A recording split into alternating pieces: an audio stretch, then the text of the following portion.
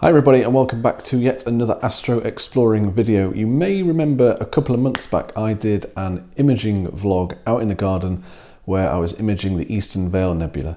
And you might recall that I said this is part of a bigger project that I'm doing with my astro buddy Clem from Astrofishing. And I said to watch out for that video in a few weeks. Well, more than a few weeks have passed, which is entirely my fault. However, the video is now ready and I'm really excited for you all to see it. And apologies if the noise in here is quite echoey, but my daughter is asleep upstairs, so I can't record where I would usually record, and I don't really like recording in here because it's quite echoey, but it's the furthest away from her bedroom that I can get in the house. So I'm here, apologies if the noise is a bit echoey. Now, a few months ago, Clem reached out to me on social media to ask if I was interested in doing a imaging collaboration with him for a big summer project, and I was more than happy to take part in that. Clem is a wonderful astrophotographer. His handle is Astrofishing across social media, and he also has a YouTube channel which I'll link in the description down below. I highly recommend you go and check out his channel. So he reached out to me and asked if I wanted to do a collaboration with him. So we jumped on a quick Zoom call and had a discussion about what target we wanted to image over the summer. We both agreed on the Eastern Veil Nebula because for our setups, which we'll talk through in a minute, it was just an easy target for us both to get plenty of time on, clear nights permitting, of course. So the idea behind the collaboration is that we both picked the same target which we would image over several nights during the summer and combine our data in PixInsight and see what the final image looked like.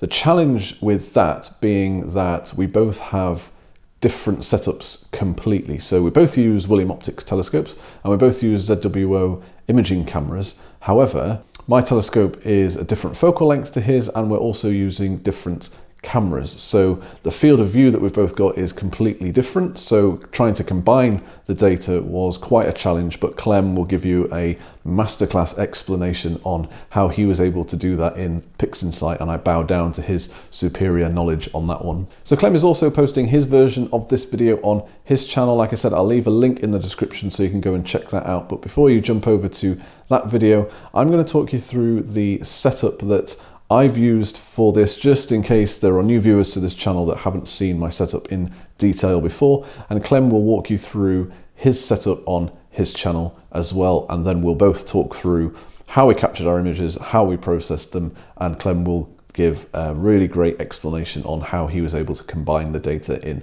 PixInsight for us both to be able to process separately. So we've come up with two completely different images, and the great thing about that is that we're using the same data, but you'll see at the end that we've both got similar but actually quite different results in the way that we've processed our images. So I think that's really interesting just to see two different astrophotographers processing the same data. So let me walk you through my setup. I just need to spin you around. I had to clean the kitchen for this. I hope you appreciate it, guys. Right.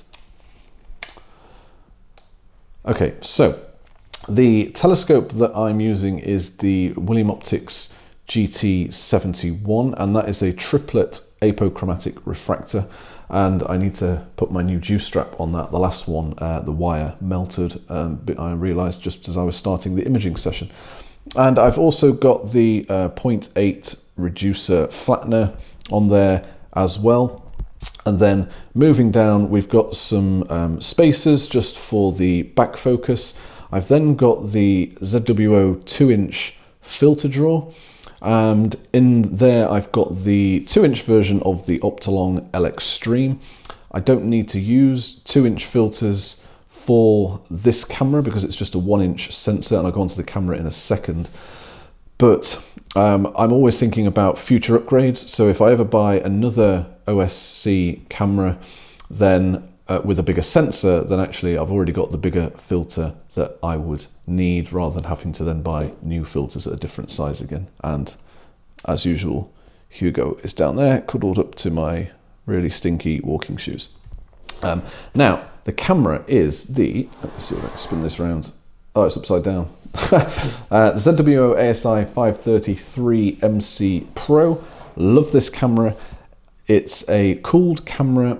It's got a 1-inch square sensor. You'll have heard me talk about that on this channel plenty of times before. It has 0 amp glow. The images that come straight off the camera are so smooth and so clean. If you're using a DSLR and have never used a DSO camera before, then I highly recommend it. They are absolutely phenomenal. So that's the sort of main imaging scope. And up here, I've then got the Skywatcher Evo Guide 50 ED with the juice strap attached. And moving down here, this is just the focus tube to focus, and then the camera, again the writing's upside down, is the Guide Cam ZWO ASI 120mm Mini, and that's just a mono guide camera. Again, the sensor on these things is ridiculously sensitive, and I've had no issues with this setup whatsoever, and I used to use this on my old telescope, the Skywatcher Evo Star 72 ED, which I recently sold. Just put you down. Now, the reason it's on the table and not on a mount is because I actually sold my HEQ5 Pro to the same person that bought my Evo Star 72 ED. I've ordered an EQ6R Pro, just waiting for it to arrive, unfortunately. Hopefully it will be here by mid-December, fingers crossed. I've only missed one clear night so far. Last night was meant to be really clear. I was just going to go out and actually look through my mini Dobsonian for a change rather than trying to do any imaging, but then it clouded over, so I haven't really missed any clear skies, fortunately, but also I feel sorry for all of you that have got all your setups ready and waiting to go out. I'm being a little bit selfish in that I really don't want any clear skies for the next few weeks. Now let's jump onto the Zoom call where me and Clem had done all of our imaging. Clem had combined the image for us in PixInsight, and then we both processed our images separately, and we were about to see what image we'd processed for the first time, seeing that final image for the first time, and also the process of how we were able to create that final image. Hey Nick, how you doing? Hey Clem, I'm good, thanks. How are you? Not too bad. Feels like it's been ages. It's been a while. The weather hasn't helped, that's for sure. But yeah. Yeah, and the normal life getting in the way. Absolutely. How dare it? Yeah. But yeah, we got there in the end. I think I started my part of the image maybe middle of August, maybe something like that. Yeah, that sounds about right. Yeah. And I think if I recall rightly, we took everything during pretty much full moon. I believe so, yeah. Certainly my last session was during full moon, but that's okay. I mean, the Optolong LX Stream, such a narrow bandpass that full moon or not, obviously it would be helpful without the full moon, but full moon's still fine, I think. Yeah. Yeah, it does a pretty good job too. And I think the veil was far enough away from the moon, pretty much opposite direction, so that obviously helped a lot. But it was kind of cool sort of getting data like hour by the hour, and the sort of processed every time we got a little bit. I went in and had a look, and it got better and better. It's been good, hasn't it? I know that you sent me your first night's worth of data, and then on my first night only got an hour because I did a bit of a fail. You know, and I sent you that, and that looked all right, and then you combined it with your data and it looks awesome. And then since then I think you've had multiple more nights, and then I've had an extra few hours on top of that during the night. So yeah, to go from the start all the way to what we've got now, I think is pretty awesome. It's pretty cool. And I think considering, I mean, we can jump into PixInsight, I guess. I will. Yeah. Do you want me to share my screen first, or do you want to go first?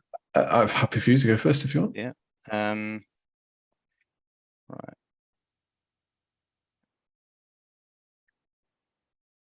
So hopefully you can see that. I can see that. It was pretty cool as well, considering that I've used the 2600 MC and you used the 533 MC, which have completely different sensors. And like, I've not tried it before, but it actually combined incredibly well. Sort of the part that we worried about has all the data, but we still have the star field of the bigger sensor. It's turned out really, really well, actually. The only time I could see the difference between our field of views is when I removed the stars. But even then, you wouldn't really notice it that much once you've done a few curve stretches. So You could also see sort of where the images overlapped and how different our framings were yeah, from session to session. But anyway, I think hopefully people get stuff out of it and know that they can combine data. But I think that first sort of SDF stretch of that data was pretty spectacular. yeah, With especially with yeah. that nebulosity on the side here. Yeah, I've never really pulled that out before in any of my images. So I was really amazed. I mean, I think we've got over 20 hours of data in total combined, haven't we? So yeah, I think that's where the sort of power of integration time really comes in. Yeah. I've taken a little bit of a different spin to this image. Just wanted to sort of play around with colors, but I guess the way my usual processing goes is like everything else with automatic background extraction. I find it sometimes when it's such a dense star field, I use the automatic one rather than the dynamic one, because I can't be bothered with moving around the stars and not catching any stars. Yeah, So it's more of a time saving bit, but it worked pretty well. And then obviously noise reduction, background neutralization already brought out a lot more detail. Yeah. I used that noise exterminator from RC Astra, which is pretty handy. Nice. Did that make a huge difference with this? Because the data is really clean, isn't it? But it always helps to do some noise reduction.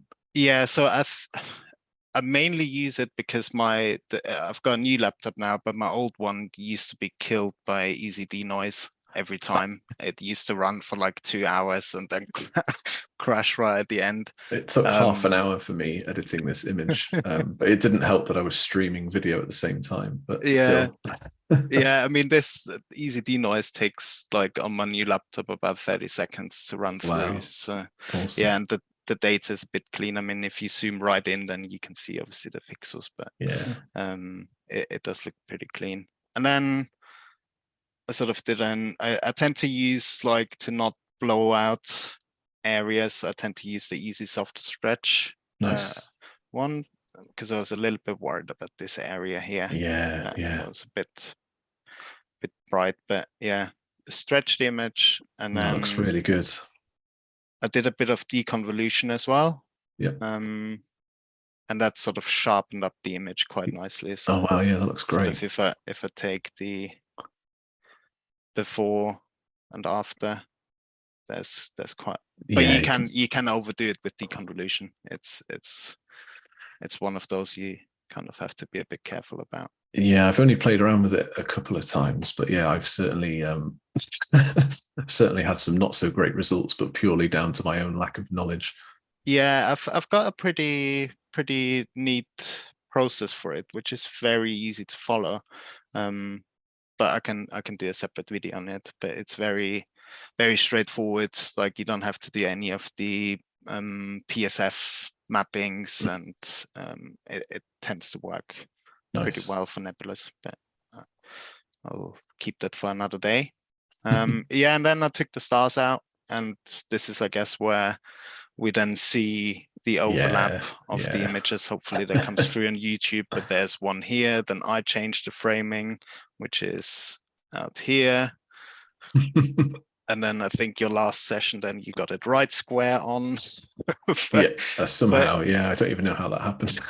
Yeah, it all worked out fine. We were just mainly concerned about the Eastern Veil, and we got that in the field of view every time. So, and then I kind of took a little bit of a different approach, and I took the colors apart. So I went for RGB, and I tend to get rid of the blue channel because it's the noisiest channel, and then do a combination in pixel math of red and green to get to a new one. And that kind of was then the blue that I ended up with, and the blue, the original one, sort of, you can see it's quite noisy. Yeah, it's very noisy, isn't it? And the combination is a lot cleaner. So I tend to do that, and then I combined them in a different palette. Oh, nice. You don't see it in this palette very often, but when you do, I always think it looks incredible. Yeah, I wasn't too sure whether I should do it or not, and then I was like, "Hell, I'll just go for it." Yeah. And then I just ended up with using some color masks and tried to turn the yellow more orangey. Nice. Then bring out the blues a little bit, and then do some red Oh, that looks great. curves, and Yeah. try and keep some of the yellow in there. Yeah. And I'm That's using. added. Sorry, that's added quite a lot of depth, hasn't it? Down Mm, towards the bottom of the image in the colors there. That looks phenomenal. yeah, I think that Yeah, sort just of down there. blend between the Yeah. reds and the yellows in there, and it's Looks actually fiery. yeah, yeah, I quite like it, and I Yeah. kind of want to extend over to Pickering's triangle because it's Mm. really intriguing, that one corner in the bottom. Maybe So one it's our of the next next year. project to do this Yeah. as a mosaic. Yeah. Well, at this rate, we'll get it done in about 3 years. Indeed. It's quite a large area, but I actually got these sort of a similar technique from Luke, who's got um, a YouTube channel, and he's sort of Yeah. provided his color masks and everything there. So I tend to use these because just for a pure simplicity point of view, and then I just Nice. sort of play around with the colors, and yeah, and then did a rotation, and that's kind of where we ended up with, and I'm pretty happy with Fantastic. that. Yeah, that looks brilliant. Wow, that's amazing. So Really, yeah. really cool. I like the sharpness of it, and like I say, the sort of the way you've made it look quite fiery in the colors. I Mm, think that looks absolutely amazing. And then the stars were like from the start when we were looking at it, really overpowering the image yeah, completely, like they always do in this field of view. But um, they've yeah. reduced down quite nicely, but there's still a lot of them there, so it looks natural. So it wouldn't be. I think if you weren't a deep sky astrophotographer, you wouldn't know that anything Mm, had even been done with the stars. I don't think so. Yeah, mm. I think that looks absolutely amazing. Thank you. Yeah. Well, for the stars, I kind of did the normal routine with morphological Yeah. transformation, and I think I used 75% Okay. on it to really bring them down. I sort of played around with, first had it at 90. That was way too much. It sort of took it all away, and Yeah. kind of reduced it down a little bit, and then ended up there. So yeah, no, it's just been really, really nice to sort of watch the data grow, really. But yeah, I'm gonna hand over to you now. Awesome. Thank you. Okay. Let me just, I'll leave it as a bit of a surprise reveal again. So let me just minimize it for just a second. There we go. Okay. So this is the final image that I got on this target. Oh, amazing. If I'm going to critique my own image for a second, and I'm always really hard on myself, I think I've overdone it on the red down You here. think? I think a little bit, yeah. Towards the top of the image, there's a lot more blue in that part of the image than there is sort of down in this part, and Mm, yeah, I don't know. I did a curve stretch, which I'll come to later on the red channel. I think that might have just overcooked it a little bit down here on the red, but I don't know. I'm really happy with it, but yeah. I think it really pops.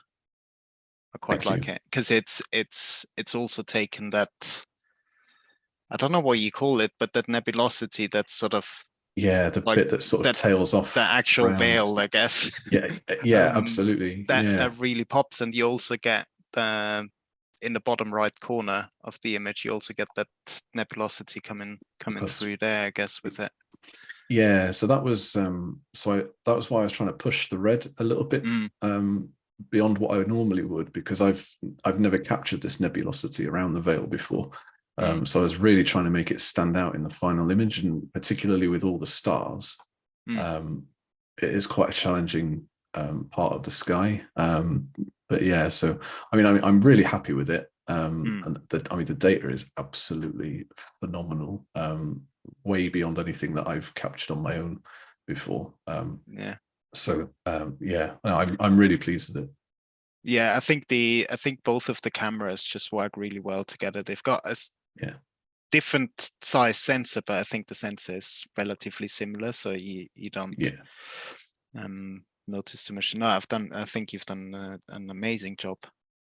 Thank you. And of course, I don't know how long you've been using PixInsight. I've only been using it for a few months, and I only know a little bit of it really. But yeah, this is purely all been done in PixInsight. I've not used any Photoshop or anything else. So Yeah, yeah, I used to go back to Photoshop. Like I did certain steps in Photoshop because I was more yeah, familiar with it. But yeah, probably about 3/4 of a year I've been using it now. But yeah.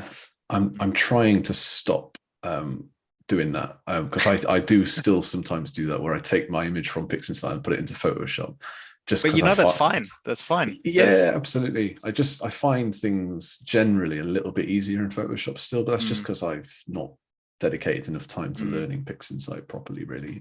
It's got nothing to do mm, with the software, it's just user error. mm, um, but yeah, so the steps that I took to get this. So I started off with the step that everybody starts off with the STF initial stretch, and um, when I hit that button, I don't know what your feeling was, but when I hit that button, I just looked at it and I was like, oh my God, this already looks better than any Eastern Veil Nebula image that I've ever taken. it's the sort of reveal of, is your data going to be any good? Have you messed the night up? Yeah, What was the stack look like? It's absolutely. always a little bit of a bit of a lottery sometimes, but Absolutely. yeah. Yeah. And what yeah, for me it's the best part of PixInsight. It's just that Mm, initial like obviously the colors are all over the place, but it's just that like wow, mm, you can instantly see how detailed the deep sky object is. mm, And it just yeah, from then on you know that the processing is going to be a little bit easier because you're not having to tease out the detail because it's already all there for you. yeah. Um so yeah, and then I did the usual background neutralization, color calibration, and SCNR. I had to play around with the settings, particularly on the color calibration, Mm, quite a bit because it kept either making the sky too black or making the Veil Nebula really funny color. mm. But yeah, eventually I got there with that. And Do then you use sorry, go on. previews for? Do you use previews for the color calibration? I don't on the color calibration, no, but perhaps I should. There's a really nice trick while we're at it. Like what I usually do is I take like a dark section of the sky for the dark background. Yeah, Um, yeah, yeah. So you see, you got the white reference and you've got the background reference. So yeah. for the white reference, I tend to take the brightest part, usually a white, Okay. of the image, Yeah, which I took that almost central part of the Veil Nebula. yeah. Sort There's of down here somewhere. Or... Yeah, you just take a small preview of a wide area and use Okay. that as your reference, and then as a Okay. background reference at somewhere in between stars. Like just make sure you don't get stars, and that tends to Yeah, yeah, give yeah. relatively good Okay. automatic results. Excellent. I did not know that. That's very handy to know. Yeah, that it just makes life easier. Then you don't have to play with the sort of the numbers around and back and Yeah. forth, etc. So Okay. yeah. Brilliant. Thank you. That's good to know. And then yeah, from there, so I just at that point I applied the stretch onto the histogram transformation, and I still don't know if that's the right part of image processing to do that. Mm, But that's just what I'm doing at the minute. mm, It seems to work well for me. And then I did play around with either automatic or dynamic background extraction because I generally use dynamic. And like you, I did think, do I really want to mess around with the stars on this? So I did, and it took a long time. I think it gave me a decent result. mm, I was zooming in on both the new, before and after DBE, and there was a difference. Was it worth the effort? Probably not. Is what mm. I would say, to be honest. but yeah, it did make a reasonable difference. At that point, I decided that my laptop wasn't working hard enough, so I decided to remove the stars. And that took longer than it's ever taken before. But I mean, StarNet is such an incredible tool. First time every time. I've never had any issues with StarNet. It took a couple of minutes to run, but once it had done it, it was clean. It was perfect. Did you have any halos in there? I didn't notice. Oh, sorry. Yeah. So I had a couple on the big bright stars. So this one here, and then like these couple up here. There were some halos that were left behind after I'd run StarNet. I thought that they would be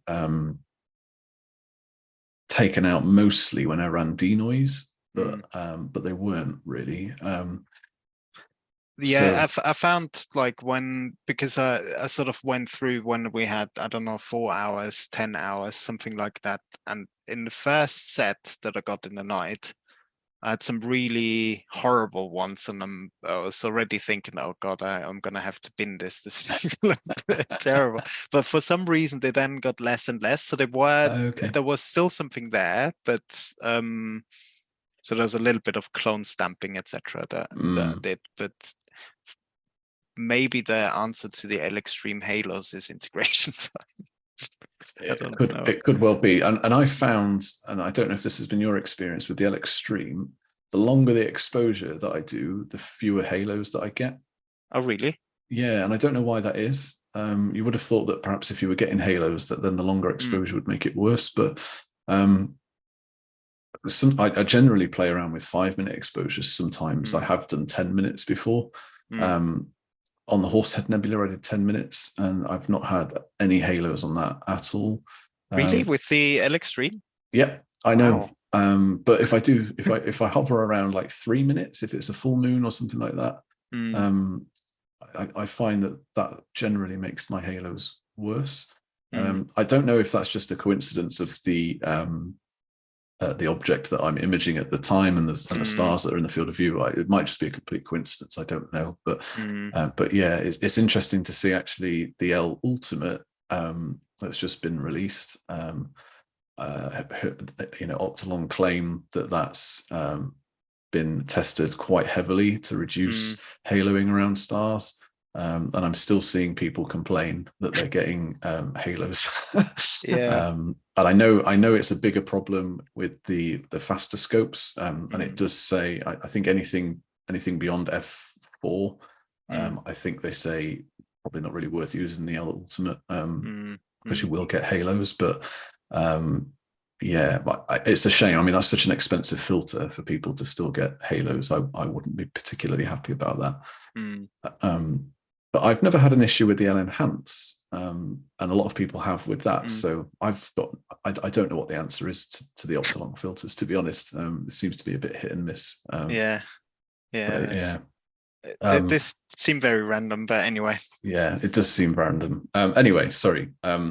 So yeah, after I'd removed the stars, then I ran easy denoise, and that, like I said earlier, that took about half an hour to run. I didn't think it was going to finish at one point. It's never taken that long before. But yeah, again, it made a difference. You probably won't really see it in here. So you can see that it is still a bit, quite a bit noisy in places, but it is better than it was. I was a little bit disappointed that it had run for so long and it was still a little bit noisy. But overall, I think it's fine. I think if you look at it from like the full picture, I think it looks fine. Don't notice anything. I think it's perfectly fine. Yeah, and then I jumped into on the starless image doing curves transformations. So I started off just doing some sort of reasonably gentle S curves on RGB, and that was okay. I was messing around with that for probably about half an hour because I was really keen not to blow out that lower part of the Veil Nebula, which I don't think I've done. I maybe slightly, No, but I think I that's think it really, really well done. I think it looks pretty good.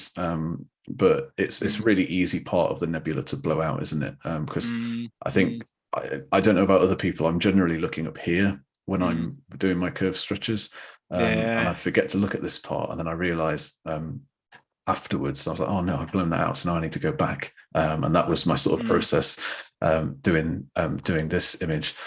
And then I wanted to bring out the colors a bit more.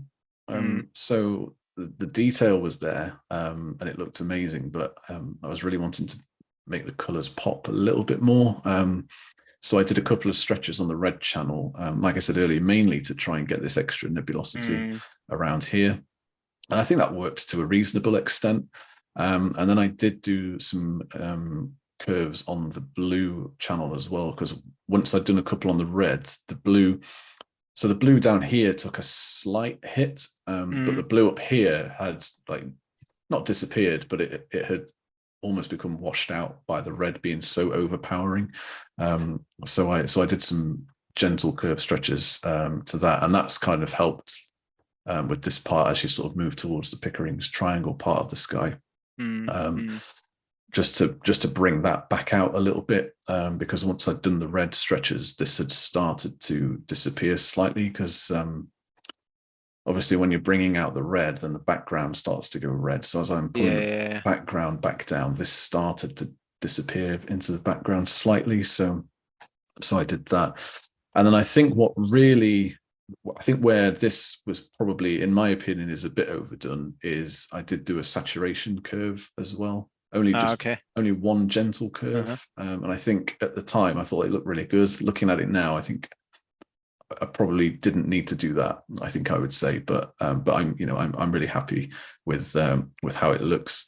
Mm, Um, and then I did on the stars image, just did the general morphological transformation. I think I did 80%. You said you did 75. yeah. I'm Yeah. pretty sure mine was set to 80. And I thought that looked pretty good. So use pixel math to add the stars back in and Mm, create a new image. And then I just finished with an unsharp mask just to do a little bit of sharpening. So I don't like my stars to be overly sharp. I like my image mm, to look, especially with the stars, quite soft. mm. I don't like stars to look like really pinpoint in an image, because to me that just looks a bit false.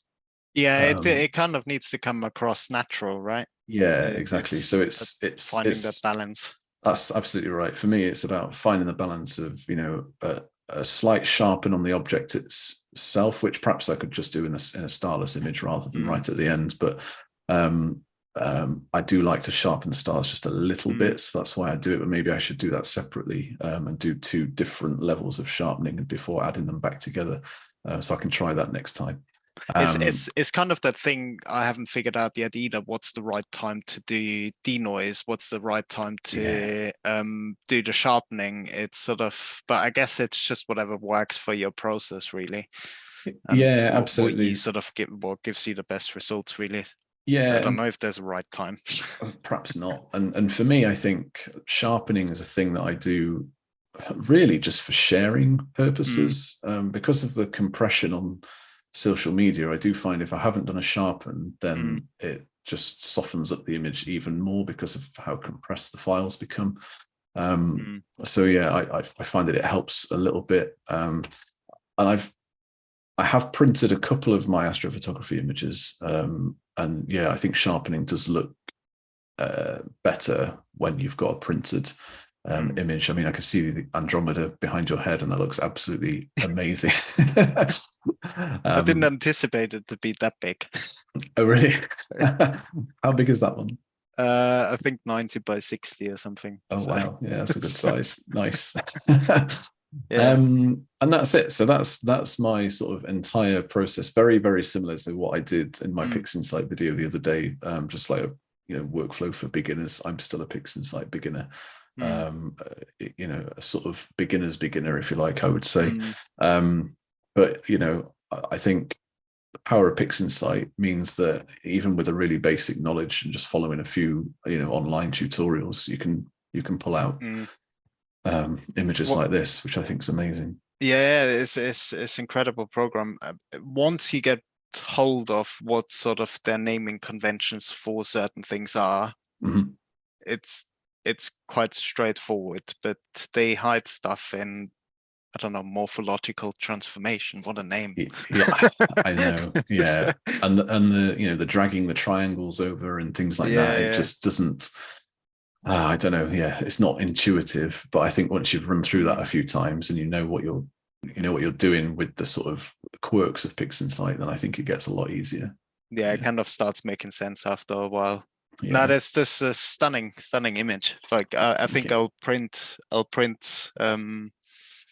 print mine and then hang it somewhere, probably as Nice. a first project together. It's been really Yeah, fun. definitely. I'm never happy, so I'm gonna be playing around with this for a while. But I definitely want to print it, and I've got some Mm.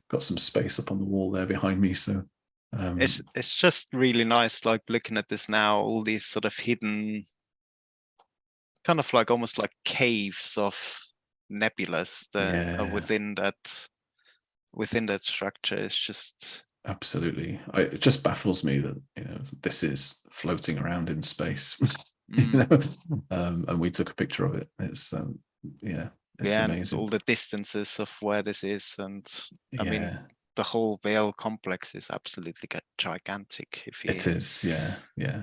um, Yeah, it's amazing. But yeah, so yeah, and then I I'm guess really happy. towards the end, I think the way we did this, I think now remembering of combining. I don't know if you want me to talk I through think that that a would little be bit. I think that would be really good. Certainly for me, because I've not actually seen how you do it.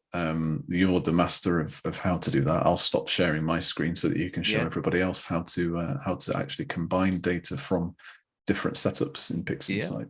let's do that. Cool. So let's share the screen. So what I did is we had 3 sets of images, and for the process event, you need 3 sets of images. Otherwise, you can just load.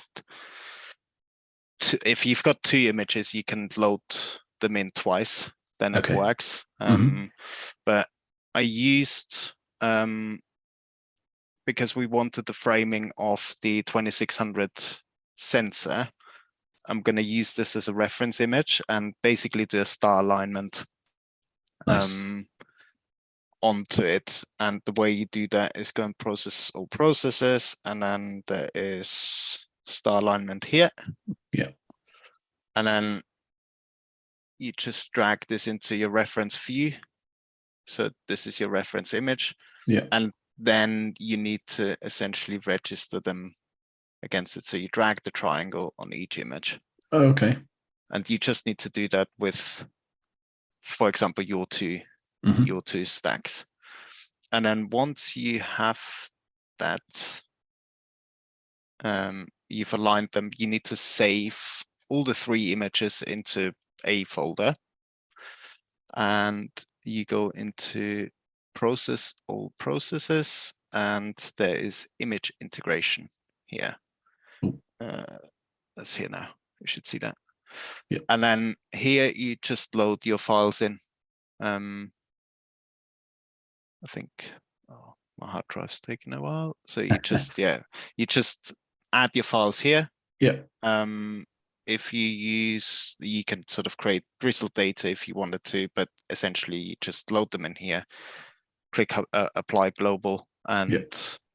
that's the way to do it. But for this part, Nice. you need 3 images. Okay. So often people do it to combine red, green, and blue channels for monochrome cameras. Or and then he essentially outputs the integration file, and that's sort of how we Nice. got to that point. So it's fairly Brilliant. straightforward once you know what you're doing. Yeah, absolutely. I've never I processed some mono stuff in PixInsight, but it's always been from images taken on the same night, so there's not really been any alignment to do, so I've always just merged the channels using the channel combination. I can't remember exactly what it's called, like LRGB combination or something. Yeah, that's the one. So yeah, I wouldn't have known how to do it if the field of view was slightly off between different nights of imaging and things like that. So that's really good to know. Yeah, and I mean, when we sort of initially started talking about this, you sent me some DSLR data of the North America, and I tried to then combine these, and that's kind of how I found that process. So you can, even if you've got a cooled camera, DSLR, different lenses, different optics, it doesn't really matter. You can PixInsight does an amazing job to sort of put these images together and make it look like it's one giant image. So yeah, awesome, cool. Brilliant. Oh, that's really cool. Stop sharing here. No, it's been a pleasure. Thanks for agreeing to do this. It's no really, problem at all. It's really been fun. Yeah, it's been great. We should do it again. We definitely should do it again. I was thinking about this earlier actually, and now that we're coming into the sort of, well, now that we're in the autumn, I was wondering, doing something on the Heart Nebula or something along those lines. I don't know, but yeah, let's keep talking, and definitely try, and if we image the same nebula, then now we know how to combine the data and then absolutely come up with even a bigger image.